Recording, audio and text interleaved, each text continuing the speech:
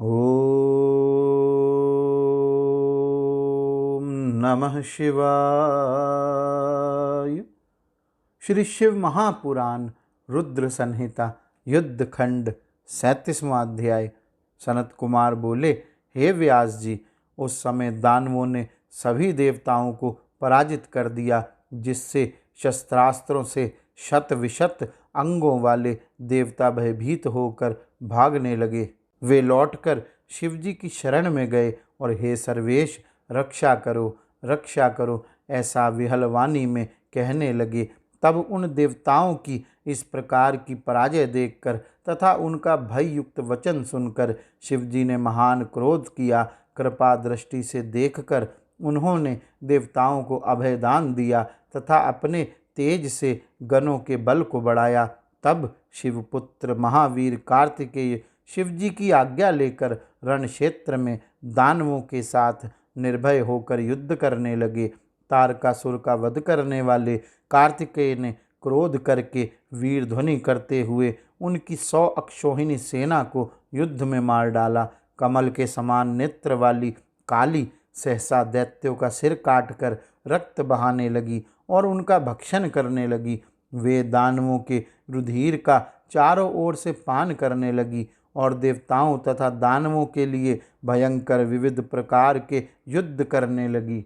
उन्होंने रण में लीला पूर्वक 100 लाख हाथी एवं 100 लाख दानवों को एक हाथ से उठाकर मुख में डाल लिया।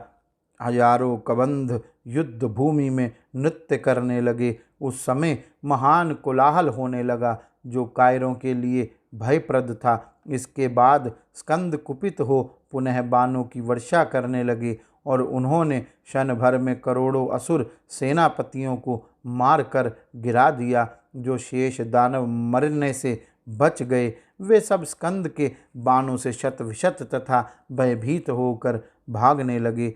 तब वृषपर्वा, विप्रचीति, दंड, विकंपन ये सब बारी बारी से स्कंद के साथ युद्ध करने लगे। महामारी भी युद्ध करने लगी और युद्ध से नहीं हटी। उधर स्कंद की शक्ति से पीड़ित हुए असुरगण शतविशत होने लगे। हे मुने, उस समय स्कंद एवं महामारी की विजय हुई। स्वर्ग में दुंदुभियां बजने लगी और फूलों की वृष्टि होने लगी।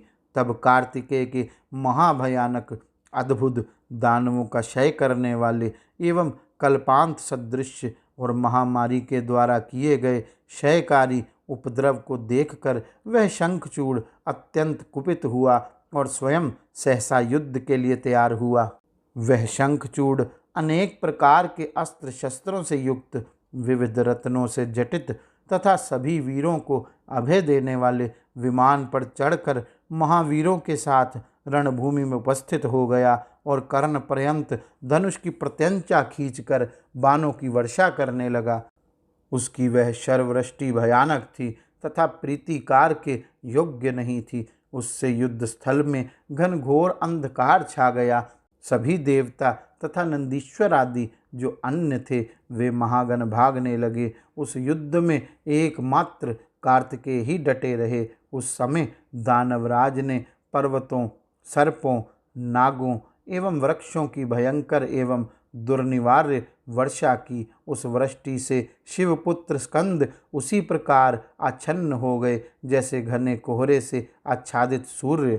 हे मुनि श्रेष्ठ, उसने मय दानव के द्वारा सिखाई गई अपनी अनेक प्रकार की माया फैलाई, किंतु कोई भी देवता तथा गण उसे नहीं जान सके। उसी समय महामायावी एवं महाबली शंखचूड़ ने अपने एक ही दिव्य बाण से उनके धनुष को काट दिया। उसने उनके दिव्य रथ एवं रथ के रक्षकों को नष्ट कर दिया तथा अपने दिव्यास्त्र से उनके मयूर को जर्जर कर दिया। उसने उनके वक्षस्थल पर सूर्य के समान दिदीप्यमान एवं आघात करने वाली अपनी शक्ति चलाई।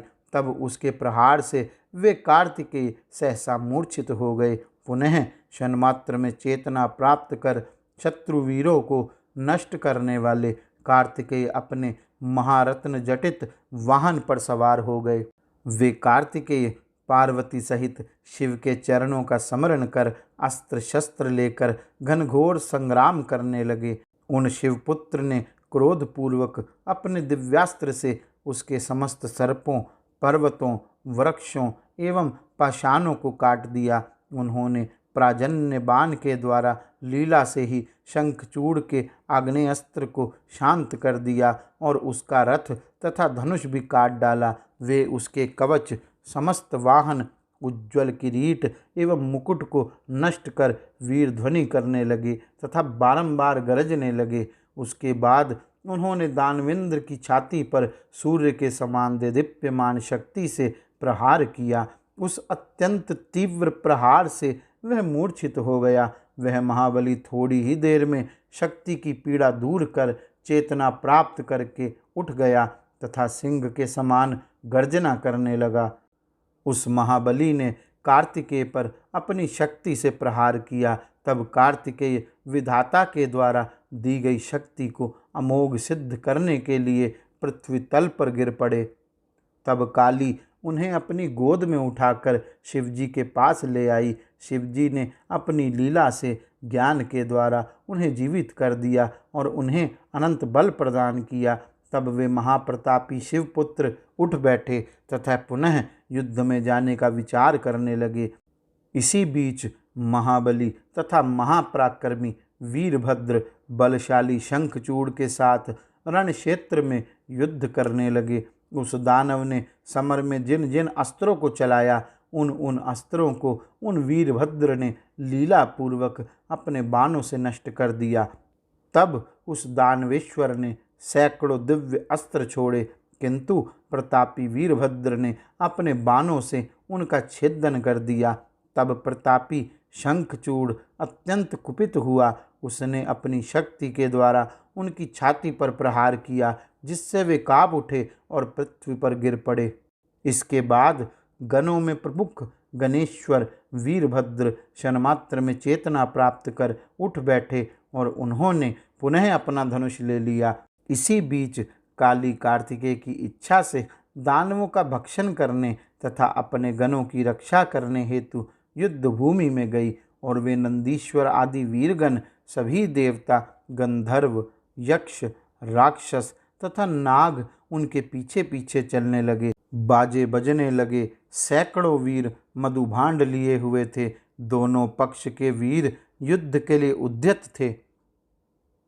इस प्रकार श्री शिव महापुराण के अंतर्गत द्वितीय रुद्र संहिता के पंचम युद्ध खंड में शंखचूड़ वध के अंतर्गत ससैन्य शंखचूड़ युद्ध वर्णन नामक 37वां अध्याय पूर्ण हुआ।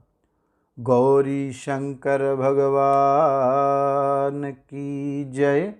ओम नमः शिवाय।